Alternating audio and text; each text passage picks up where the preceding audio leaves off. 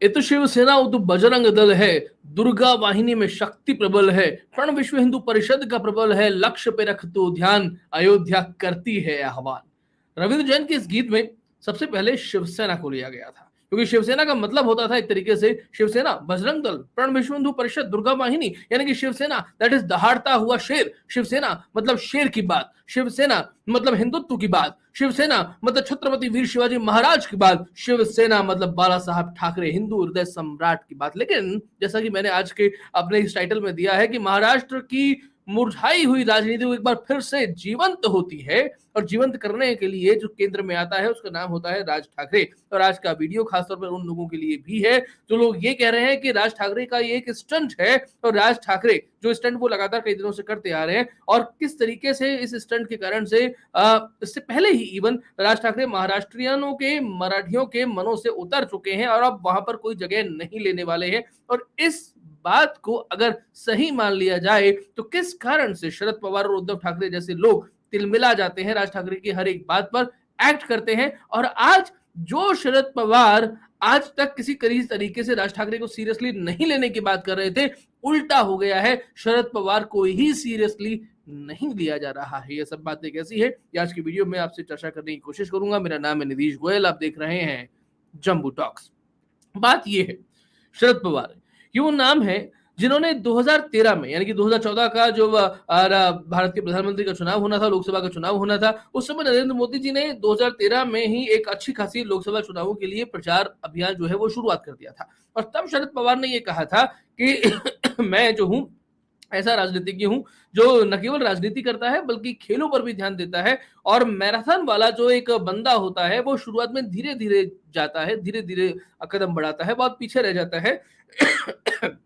लेकिन बाद में वो इतनी तेज गति पकड़ता है कि सीधा लोगों से आगे निकल जाता है। क्योंकि नरेंद्र मोदी ने बहुत तेज गति शुरुआत से पकड़ी है, इसलिए लंबा दौड़ नहीं पाएगा। यहां पटखनी एक तरीके से पहली बार शरद पवार ने बुरी तरीके से खाई थी, जो 2014 में, जिसके बाद में किस तरीके से लोकसभा चुनावों में भाजपा अपने ही दम पर 283 सीट लेकर के आती है और शरद पवार की रणनीति फेल हो जाती है। देन आफ्टर महाराष्ट्र के विधानसभा चुनावों में भी भाजपा 122 सीट लेकर के आती है, सेम 2019 में भी होता है जो भाजपा है नरेंद्र मोदी जी के नेतृत्व में लोकसभा चुनावों में 300 से ऊपर सीट लेकर के आती है, और महाराष्ट्र विधानसभा चुनावों में भी 109 सीट लेकर के आती है। यानी कि यहाँ पटखनियां मिलती हैं शरद पवार को, और अब की बार जो पटखनी मिली है वो बहुत महत्वपूर्ण है, क्योंकि केवल तीन रैलियों के जरिए, पहली रैली की थी गुड़ी पड़वा में, दूसरी थाना, और तीसरी औरंगाबाद, राज ठाकरे ने बेसिकली उद्धव ठाकरे और शरद पवार को शीर्षासन करा दिया है, खेल कर दिया है, पूरा उलटफेर कर दिया है हर तरीके से। और इसका कारण ये भी समझ लेना चाहिए कि जिस तरीके से जहां शरद पवार राज ठाकरे की हर बात का उत्तर दे रहे थे, औरंगाबाद की रैली के बाद में शरद पवार पूरे तरीके से शांत हो गए हैं। अब वो किसी तरीके से किसी बात का उत्तर नहीं दे रहे, ये बात हमें समझ लेनी चाहिए। इवन शरद पवार हो या उद्धव ठाकरे,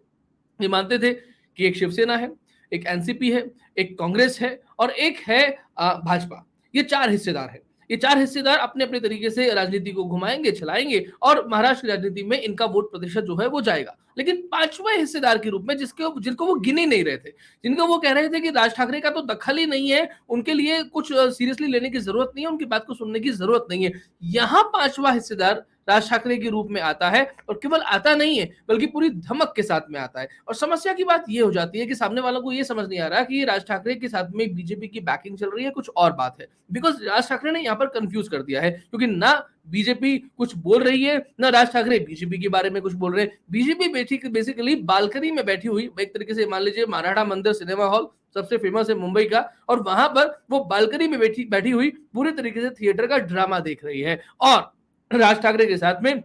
नवनीत राणा वाली जो राजनीति है, ये दोनों राजनीति समानांतर चल रही है। यानी कि एक पैरेलल राजनीति राज ठाकरे और नवनीत राणा के जरिए हो रही है, जिसका फायदा किसे मिलेगा ये वक्त बताएगा। लेकिन यहां मैं आपको ये भी बताता चलूं कि अगर जैसे मैंने पहले वाले वीडियो में कहा था कि शिवसेना की जमीन खींचते राज ठाकरे, तो जमीन कौन खींचेगा? जमीन वही खींचेगा जो वैसी राजनीति करेगा। द इशू इज लाइक कि बीजेपी एग्रेसिव हिंदुत्व की राजनीति नहीं कर सकती, और उसे जरूरत भी नहीं है। इवन यूपी में भी बीजेपी ने अपने दम पर जितनी सीटें इस बार जीती हैं योगी आदित्यनाथ जी के एक तरीके से नेतृत्व में और मोदी जी के नेतृत्व में, उन्हें उतना एग्रेसिव होने की जरूरत भी नहीं है, और बिना एग्रेसिव हिंदुत्व के ही उनका काम चल रहा है, और वो सेंट्रली लोकेटेड पार्टी है, वहां केंद्र में उनकी सरकार है, तो वो उतना एग्रेसिव होगी भी नहीं, तो एग्रेसिव किसको होना पड़ेगा? तो राज ठाकरे वो एग्रेसिव हो रहे हैं, एग्रेसिव हिंदुत्व का मुद्दा लेकर के आ रहे हैं, और यहां पर बात आ रही है कि वोटों का पोलराइजेशन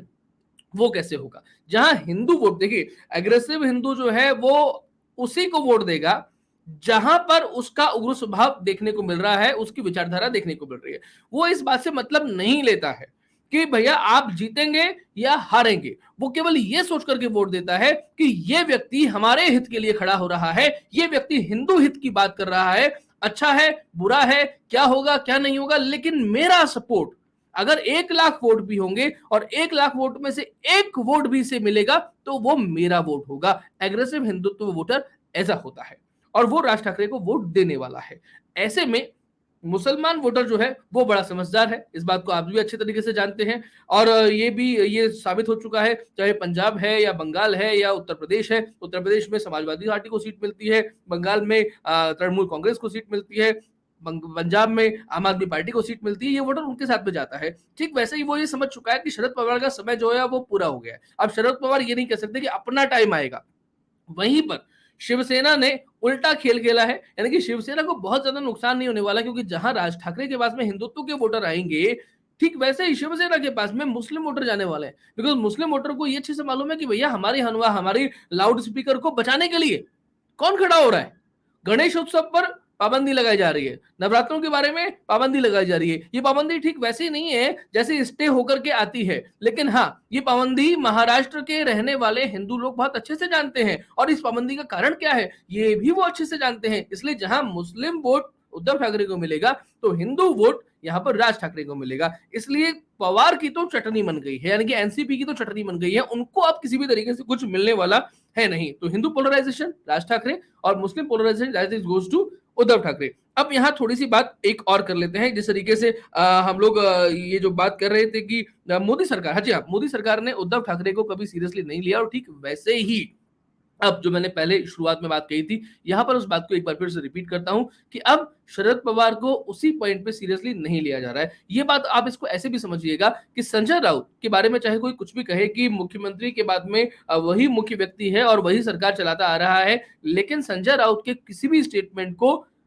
अच्छे खासे बुद्धिजीवी पॉलिटिकल को मानने वाले, समझने वाले लोग डस्टबिन में डालने जैसा बोलते हैं। लेकिन राज ठाकरे चाहे कितना भी कमजोर कभी भी क्यों ना हो गया हो, लेकिन उसके छोटे से स्टेटमेंट की भी अपनी एक ब्रांड वैल्यू होती है, और यही ब्रांड वैल्यू राज ठाकरे ने क्रिएट करके दिखाई है केवल 3 रैलियों से। जो करिश्मा उन्होंने किया है, दैट इज गुड़ी पड़वा, थाना और औरंगाबाद में, उन्होंने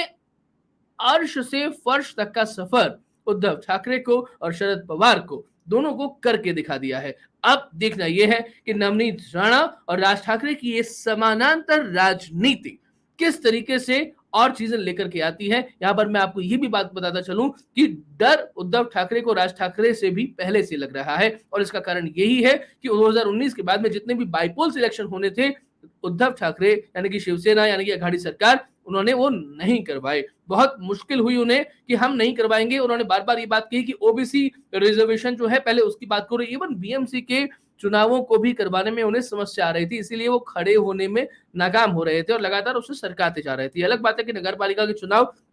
सरकारें नहीं जा सकेंगे और कितनी आप कोशिश करेंगे। इवन राज ठाकरे ने पहले ही, अगर राज ठाकरे के आने से पहले ये बीएमसी को चुनाव करवा लेते तो शायद राज ठाकरे उतने कॉम्पिटिटिव के तौर पे उन्हें सामने नहीं आते, लेकिन अब राज ठाकरे के रूप में महाराष्ट्र की राजनीति में 5वां हिस्सेदार सामने आ गया है। उद्धव ठाकरे जो पहले से डरे हुए थे, लोगों के सामने नहीं जा रहे थे, और इसीलिए नहीं जा रहे थे क्योंकि लोगों ने वोट जो दिया था वो शिवसेना और बीजेपी के अलायंस को दिया था, और उसके बाद में आप एनसीपी और कांग्रेस के साथ में, सोनिया सेना के साथ में शिवसेना किस तरीके से लोगों को दिखेगी। उद्धव ठाकरे के मन में महाविकास अघाड़ी सरकार के मन में ये डर पहले से था, और उस डर में चक्रवृद्धि ब्याज लगा करके उस डर को महाडर बनाने का काम जिसने किया है, that is the name, one and only Raj Thackeray. इसलिए राज ठाकरे के किसी भी कृत्य को स्टंट नहीं समझा जाए, वो स्टंट नहीं कर रहे हैं बल्कि महाराष्ट्र की राजनीति में अपना हिस्सा ले रहे हैं, और केवल हिस्सा नहीं ले रहे बल्कि महाराष्ट्र की राजनीति को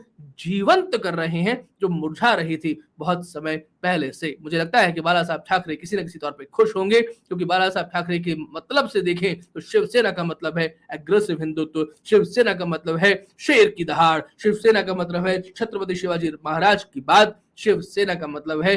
हिंदू का साथ। खैर, आज की वीडियो में इतना ही। आपको हमारा वीडियो समझ में आए तो चैनल को सब्सक्राइब करें, वीडियो को लाइक और शेयर करें, और जो कुछ भी सहयोग आपसे बन पड़े हमें जरूर कीजिएगा। नमस्ते, जय हिंद, जय भारत, वंदे मातरम, भारत माता की जय।